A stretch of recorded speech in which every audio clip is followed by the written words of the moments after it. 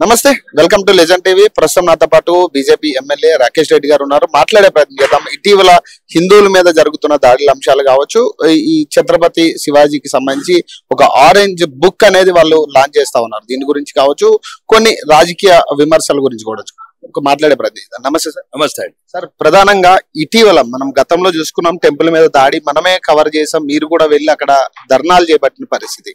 కానీ ఇంకా కూడా ఈ ఆగడాలు ఆగకుండా ఈ ముస్లిం నుంచి దాడి కాకుండా హిందువులే కొట్టుకునే పరిస్థితి ఈ రోజు రాష్ట్రంలో కనపడతా ఉంది. ఎట్లా చూడాలి దీన్ని? ఇప్పుడు ఒకటండి, ఈ రాష్ట్రంలో మాత్రం మేము హిందూ జాతిని తలదించనీయం. మేమున్నంత వరకు, మా జాతి ఉన్నంత వరకు ఛత్రపతి శివాజీ గారి స్ఫూర్తి నింపుకొని, ఛత్రపతి శివాజీ గారు కాళ్ళీడిన జన్మించిన నీళ్లు తాగుతున్న వాళ్ళం మేము. అందులో ఒక 1% పౌరుషం మాకు వచ్చినా ఇట్లాంటి సంఘటనలను ఎదుర్కొంటాము. చిలుకూరు బాలాజీ టెంపుల్ అర్చకుల మీద దాడికి సంబంధించి మీ రియాక్షన్ ఏంటి? అసలు దీనికి సంబంధించి అంటే చాలా ఇన్వాల్వ్మెంట్ ఉంది, చాలా మంది బయట నుంచి చేయిస్తా ఉన్నారు అనేది కూడా చాలా అంశాలుగా బయటకు వస్తా ఉన్నాయి. దీనికి సంబంధించి దాని మీద ఇంతకుముందు కూడా ఎప్పుడైంది, దాని మీద వాడు ఎవడైతే వీరరాఘవరెడ్డి ఉన్నాడో వాడు ఒక పిచ్చోడు, వాడిని ఫస్ట్ ఎర్రగడ్డకు పంపాలా. రెండోది ఏంటంటే, చిలుకూరు బాలాజీ టెంపుల్ మీద కాదు, మౌలిల మీద దాడి జరగద్దు, చర్చిల ఫాదర్ల మీద జరగద్దు. ఓకే, ఎవరి మతం వాడు బోధించుకుంటున్నాడు. మాకు ఏదైతే ఆదర్శం ఉన్న ఒక అర్చకులు, పురోహితులు, ఇట్లాంటి పూజారుల మీద దాడులు జరిగితే దానికి సమాధానం బాగా తీవ్రంగా ఉంటది. ఇంకా ఇప్పుడే చెప్పిన ప్రభుత్వం కూడా చేష్టలు ఉడిగిపోయింది.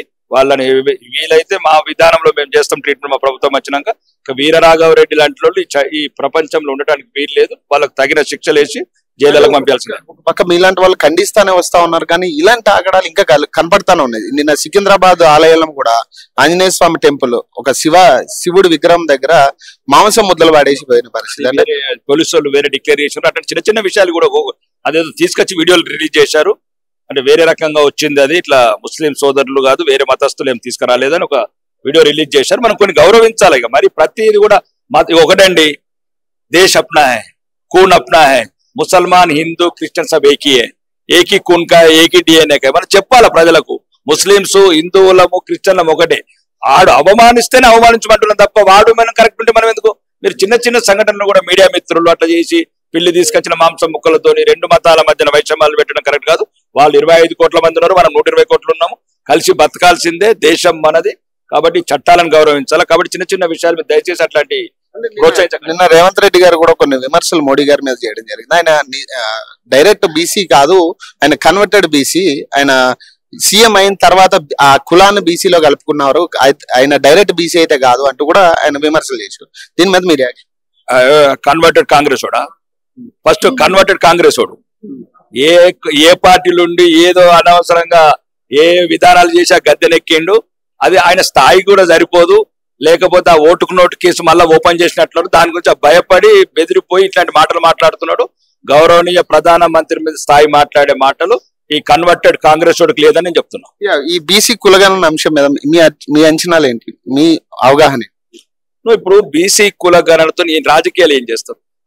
మీరు బీసీ డిక్లరేషన్ చేసారు, ఏం చేయాలో అది చేయండి. అధికారంలో ఉన్నది మీరు, ఎందుకు చేయట్లేదు? ఎందుకు ఎన్నికలకు పోవట్లేదు? నువ్వు ఎందుకు ఎన్నికలకు పోవట్లేదు అను? ఎందుకు ఎన్నికలకు పోవట్లేదు మీరు?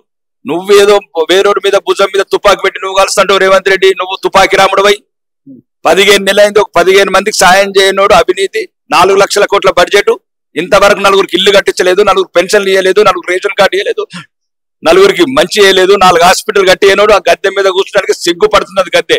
ఫస్ట్ గద్దె దిగు. అన్ని ఆ 420 రాజకీయాలు, 420 పనులు బంద్ చేయండి. గౌరవనీయ ప్రధానమంత్రి మాట్లాడడం ఎవరు? నువ్వు డిక్లరేషన్ ఇయ్యు, 42 కాదు 82% ఇయ్యు. నీ దమ్ముంటే చూద్దాం. నువ్వెందుకు వేరే పార్టీల మీద మోసపూరిత రాజకీయాలు చేస్తున్నావు? నువ్వు 42 ఇవ్వాలనుకున్నావు, ఇయ్యు. ఎవరు అద్దంటున్నారు? ఎవరు ముఖ్యమంత్రి రాష్ట్రానికి? ఎవరు? పార్టీ మీదే కదా, పెట్టే రేపు సంతకం పెట్టేసుకో, రేపు సీట్లు డిక్లేర్ చేసుకో. మేము ఒక్కటేనండి, ఇది 1000 సంవత్సరాలు ఈ కుల పిచ్చితోనే ఐక్యత లేనందువల్ల హిందువులం మేము బానిసలుగా బతికినాం. మాకు హిందువులం అంతా ఒకటి. కులం గడప లోపలనే, కులము దాటితే అందరం హిందువులం. ఎవరైతే ఈ దుర్మార్గుడు రేవంత్ రెడ్డి మా హిందూ మతంలో చిచ్చు పెట్టడానికి విదేశీ శక్తుల ఆ రాహుల్ గాంధీ ఎట్లయితే విదేశీ శక్తుల కుట్రలోకి పావైండో, ఆ రాహుల్ గాంధీ కుట్రలో ఎక్కడికో పావైండు. మా మతాన్ని ఎప్పటికి చీల్చలేవు రేవంత్ రెడ్డి, జ్ఞాపకం పెట్టుకో. ఎట్లయితే గౌరవ ప్రధానమంత్రి మీద రోజు కామెంట్ చేస్తున్నావు కదా బీసీ గాడని, బీసీలము ఎస్సీలము అందరం ఒకటే, మేమందరం హిందువులం. అందుకోసమే చెప్పినాం కదా, గౌరవనీయ రాష్ట్రపతి గిరిజనులు, ఇంతకు ముందున్న రాష్ట్రపతి దళిత వర్గాలకు చెందిన అతను, అబ్దుల్ కలాం మైనార్టీ చెందిన, ఈ రోజు బీసీ బిడ్డ ప్రధానమంత్రి, 17 మంది బీసీ మంత్రులు దమ్ముండయ్యాయి, మంత్రి పదవిగా విస్తరణ చేయలేని చాతగాని దద్దమ్మ ప్రభుత్వం ఇది. ఈ బీసీ ముస్లిం అనే కేటగిరీ మీద మీ అభిప్రాయం?